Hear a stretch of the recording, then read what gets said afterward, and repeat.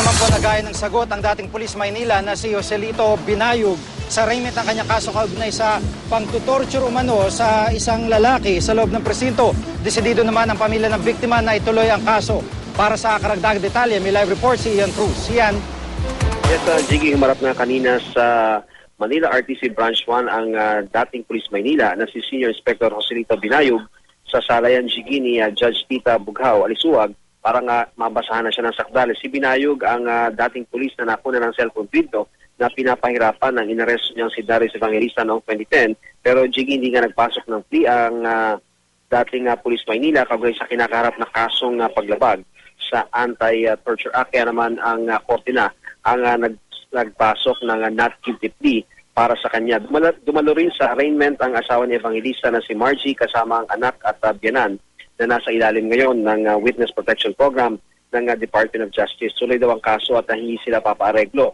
Pero ang nawawalang mister, baka hindi na raw makita. Tumanggi naman si Binayog na magbigay ng pahayag kaugnay nito at sa June 19, tinakda ang pre-trial ng kaso ni Binayog na dinala na sa Manila City Jail alinsunod nga sa commitment order ng korte.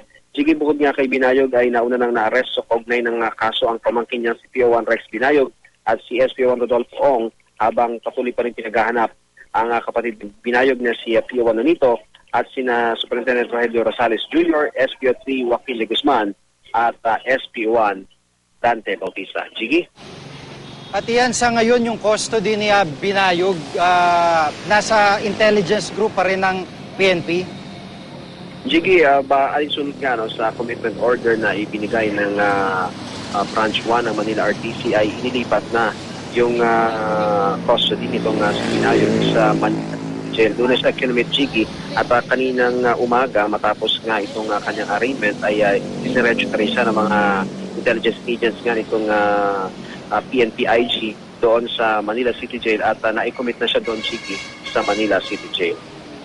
Oo, kaya ako naitanong yun, no?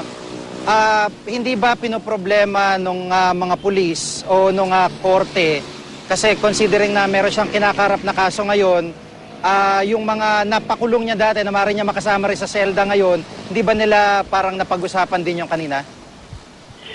Jiggy, natanong ko rin yan sa mga otoridad, pero ang sinasabi kasi nila, wala talaga silang magagawa kung yung commitment order ay ibinigay ng korte doon sa Manila City Jail na siyang may jurisdiction nga dahil ang commission ng sinasabing crime ay sa Manila kaya ito'y binigay doon sa City Jail. At nung makausap ko rin si Binayog kanina, Jiggy, sinabi niya sa akin sa personal namin pag-usap na tinanong ko siya kung mas gusto ba niya makulong sa Camp Crame, pero sinabi niya na wala naman daw problema kung siya ay magpapakulong doon nga sa Manila City Jail. So hindi na rin sila naghahain ng anumang objection sa korte kanina nung sinabi na ng judge ng Branch 1 ng Manila RTC na doon siya i-commit sa Manila City Jail.